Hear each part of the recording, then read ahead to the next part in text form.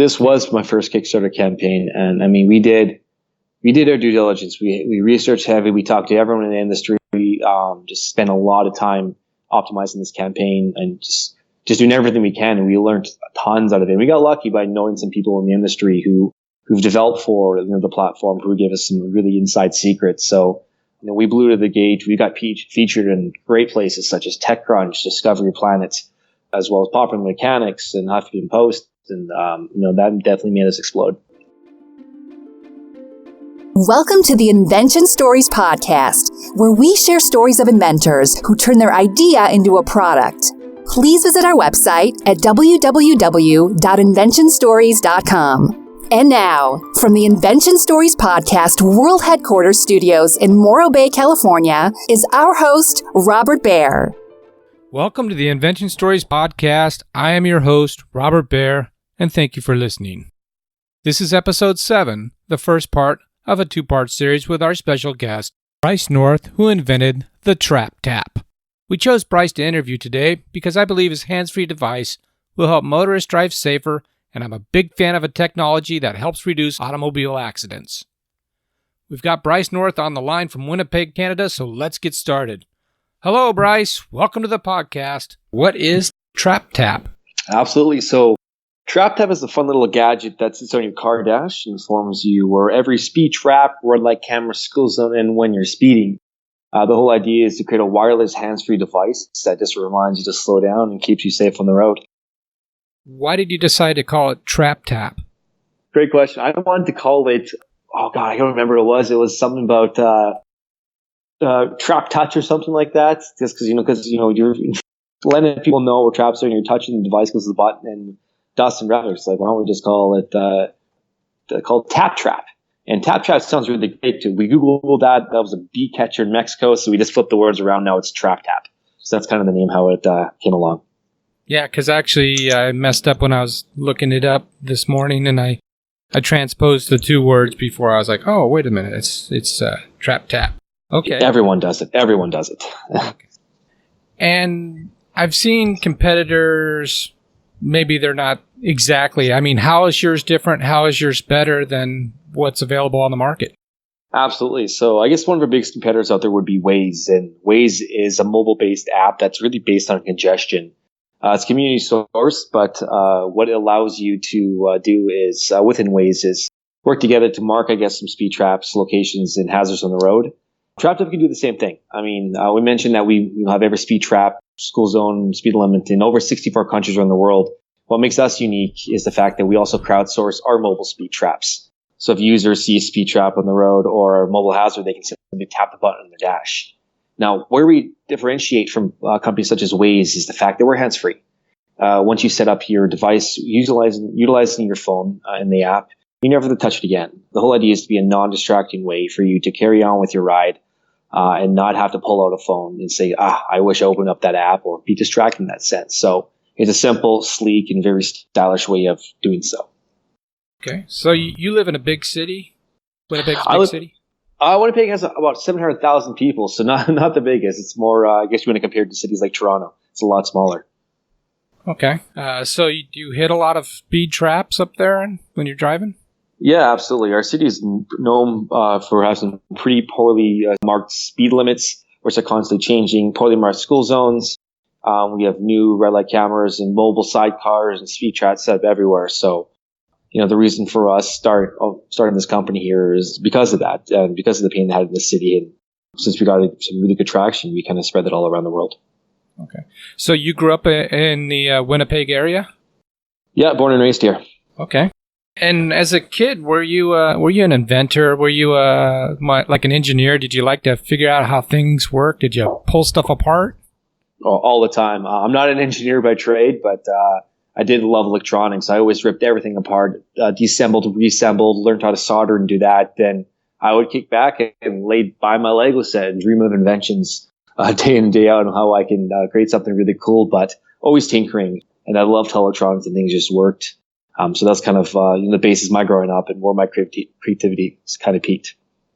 Are you one of those guys who, when you're just maybe at a restaurant or standing in a line, you look at something and then all of a sudden you figure out in your mind, hey, I could figure out how to do this better, or are you constantly sort of thinking about how to do things better or to change things? Yeah, absolutely. I love efficiency. I actually teach and talk about productivity a lot, and I've been told many times that my mind moves a mile a minute, and I always think you can innovate and improve in many different areas, and it's enjoyable doing so. I mean, I believe that a lot of happiness and ambition and passion comes from solving little life's problems, and so that's kind of where I find a ray of my talent and my expertise and passion lies. Okay, is this your first invention? It is not. No, I've had a few companies before operating in the hardware tech space, so this one is kind of compiling all my learnings and failures from those other ones. That's smart. No, I just got off the phone with somebody, and he did a watch before he did a different type of watch, but what he had learned, is invaluable, not only for time, but for money. So, no, that's smart. What gave you the idea for TrapTap? Yeah, absolutely. So because our city had so many poorly marked locations and speed traps, and I do drive a lot, I got a lot of speeding tickets, and I thought that, how can I hack my Fitbit to vibrate? Maybe send notifications every time I came close to a red light camera or a school zone. And, I believe every good invention comes over a few beers. So myself and my friend, my now business partner, while talking about this, said, hey, you know what? Let's create a little device that does so. And that's kind of how the idea of TrapTap came about. So you're having a few beers with your friend, and you just started to explore the possibility out loud, and you both just agreed that it was a good idea, and that's what made you to act? Absolutely, right? Recognize a bit of the pain. My idea was more having the watch vibrate, and we thought make that more visual, and just to start spitballing from there. After that evening, we had an idea of what we wanted to build, kind of down to a T, and went the next day to sketching that and finding engineers to build it. So right off the bat, you started working on your first prototype, figuring out drawings, and how was the prototype process for you? Very interesting. So, from our previous companies, we learned to execute extremely fast. One of the biggest mistakes many people do with new ideas is never validation. Never to validate, and they don't talk to customers. So, we had this idea, and luckily we met two phenomenal engineers who just moved back to Winnipeg area, who's designed and developed products sold in Apple stores. So we pitched them our idea, and we said, if you can sell this thing, we'll buy it. So we launched a crowdfunding campaign, and I'm proud enough to say that in 9 short months, we're able to conceptualize, sketch, draw, prototype, rebuild, sell, and deliver product just in 9 months. Wow. I remember run your crowdfunding campaign on Kickstarter.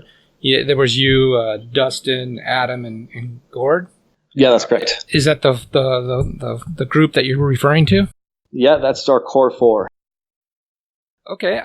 So how was the patent process? You had been through patenting before, and so you sort of had an idea, but how was it this time?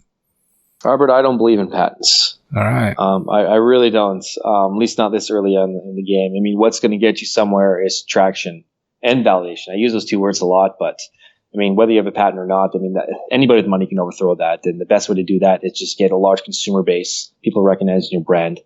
And you pivot so quickly that if some market feedback were to make you change the core concept of your device, you're wasting a lot more money doing that. So spend those dollars advertising and spend those dollars growing.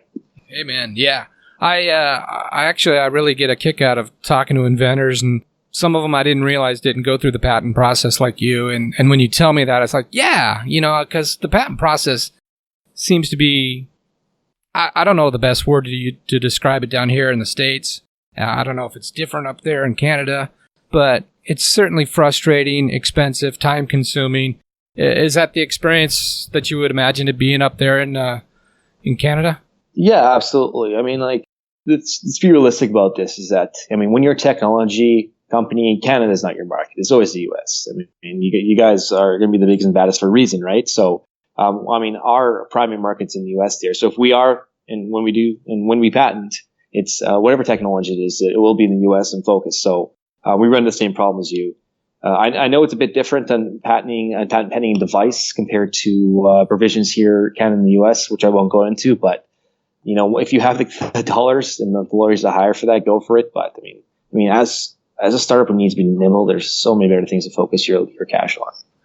Yeah, it seems like if you've locked into something and then you want to tweak it, you can just tweak it instead of having to fill out paperwork and go through the pay more fees. I totally get it. And I think more inventors should, consider going patent free and just getting to the market, getting your feedback. Yeah, I totally get it. Now, you had a Kickstarter campaign fund. Was this your first? This was my first Kickstarter campaign. And I mean, we did our due diligence. We researched heavy. We talked to everyone in the industry. We just spent a lot of time optimizing this campaign and just doing everything we can. And we learned tons out of it. And we got lucky by knowing some people in the industry who've developed for the platform, who gave us some really inside secrets. So we blew to the gate. We got featured in great places such as TechCrunch, Discovery Planet, as well as Popular Mechanics and Huffington Post. And that definitely made us explode. Nice. And why did you identify the goal of $85,000 Canadian? So bad part of being in Canada is you cannot have a Kickstarter campaign in the U.S. So we rerun in U.S. dollars. So that was one of the challenges we had. But when running a Kickstarter or crowdfunding campaign, you definitely need an internal goal and an external goal. And externally, we wanted it'd be nice to hit $500,000, which we were pretty much did, just over. But we wanted to definitely have that $150,000 to $200,000 mark to cover costs. But if you have too much of a lofty goal in crowdfunding, people are not going to feel too optimistic and not pledge in there. So we lower it to a point that seems reasonable, enough that we can cover some basic costs, and then hope you just hit it out of the park with some stretch goals and further that reach. So you did better than I thought, because I pulled the numbers, 373,527 in Canadian, but you did better than that? We also did a campaign right after on Indiegogo. It's an in-demand, so we did about 100,000 USD after, kind of bring us up to that, just over $500,000, a little bit more than that $550,000 mark. You've been listening to episode 7 of the Invention Stories Podcast with our guest, Bryce North, who invented the TrapTap. I want to thank Bryce North for being our guest today. This episode has been the first part in our 2-part series.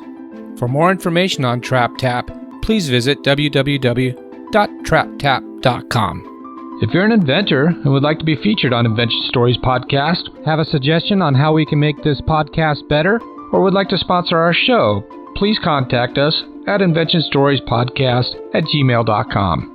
We invite you to visit our website at www.inventionstories.com. Thank you very much for listening today, and please tell a friend.